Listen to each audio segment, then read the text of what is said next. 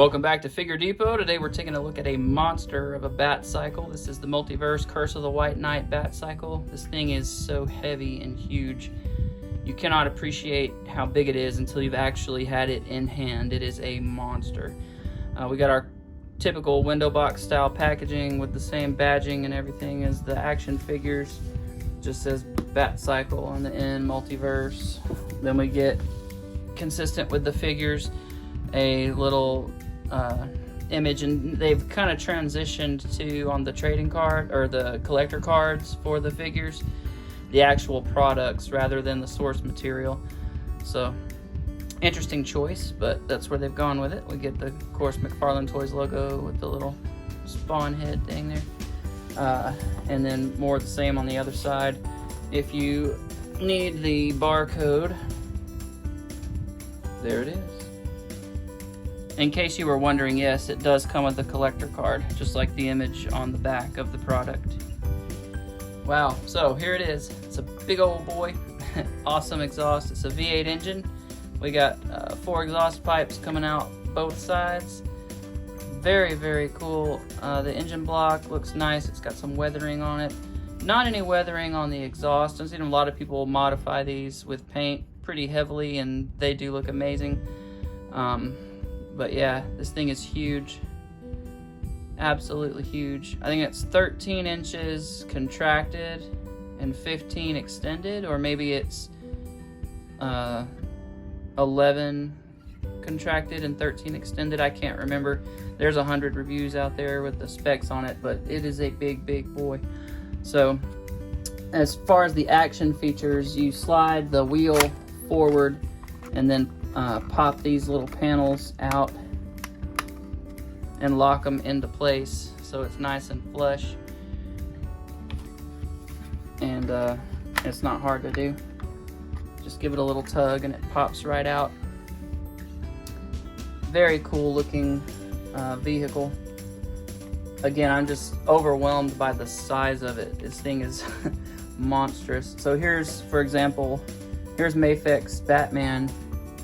The wheel is over half, again, as tall as he is. So it's a big, big, big boy. This is, of course, like I said, the Curse of the White Knight motorcycle from that comic run, and very true to that design.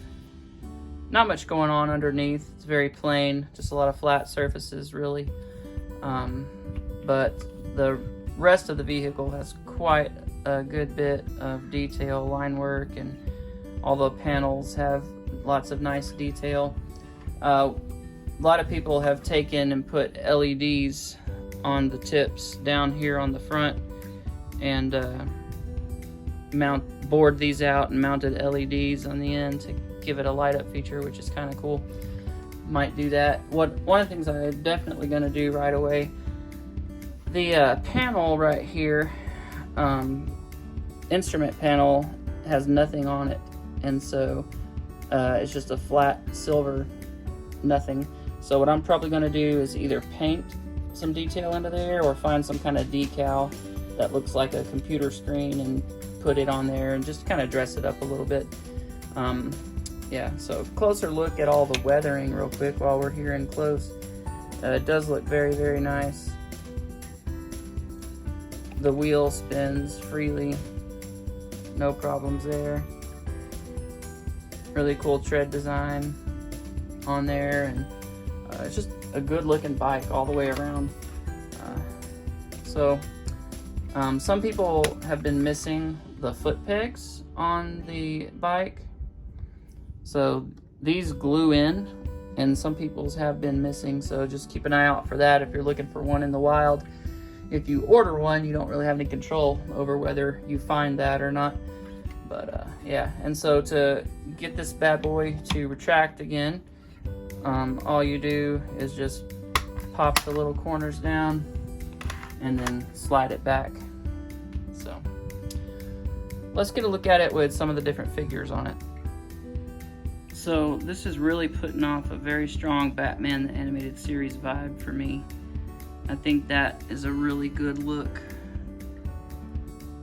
It just in the tone, in the color, that kind of dark navy was kind of the color of the Batmobile. And it just reminds me a lot of the Batman toys that I played with as a kid from the toy line. I think that is a really nice look for Batman. Yeah, that's definitely gonna be my figure of choice for riding this beast. Looks really good. So a smaller figure here, we've got the Mafex Justice League Ben Affleck Batman, and it looks really cool on there. It is a bit big for the figure, but his colors work really well with this particular look in this motorcycle, and I think it looks really nice. So that's a cool option. If you have that figure, he's gonna look good on it, although just a slight bit undersized. I'm sorry, I think I said Mafex. It's SH Figuarts Justice League Batman was the first one we looked at. Here is the Mafex Dark Knight Returns Batman, and with that wired cape, yeah, looks awesome. The cape flowing up and everything. Very, very, very cool look with that particular figure. Yeah, that looks sick. Loving that quite a bit. And he's good, big, beefy Batman, so size-wise, it definitely works. To give you an idea of how it compares with other motorcycles from other companies, here's a Marvel Legends Punisher motorcycle. So now McFarlane toys are more of a 7-inch scale, and these are for 6-inch, so it is a bit larger, you know, in terms of scale than these guys are. But yeah, obviously, if you've got these, you know they're pretty hefty motorcycles, and this thing's almost twice as long as one of those. There's also the Maisto 1/12 scale little Harley Davidson motorcycles, and you can see again just monstrously bigger than even those guys. And without further ado, here is the actual Curse of the White Knight Batman figure from McFarlane Toys on the Curse of the White Knight BATCYCLE. So very, very cool. Good looking figure. Not much else to say, really. This thing's kind of self-explanatory, especially once you have it in your hands. It is massive. I definitely recommend it. It's an awesome motorcycle. I hope that they will give us a 1/12 scale Batmobile. I know there's another company that currently holds a license, and I don't know if they're gonna make one or not. I think they're making a 1/6 scale one, but not 1/12. So would love to get a 1/12 Keaton Batmobile, but we'll see. Maybe with the new Flash movie coming out, his crossover and all that, we'll get it at some point. But yeah, this thing rolls fine. So great figure, great vehicle, sorry. And there's some little Gundam pieces that are the size of these holes that you can punch in there to get the, if you don't like the look of a massive hole on there, because it does look kind of meh, you can get those good and tight and then fill them with putty, sand them, and then repaint that if you want to cover those holes up. It's up to you. I'm toying with what to do with mine. That does bother me. So aesthetically, the only thing that really bothers me about this bike is the holes, and it's on both sides. It's because it screws into the bracket that allows the front part to slide in and out. So they kind of had to have it there.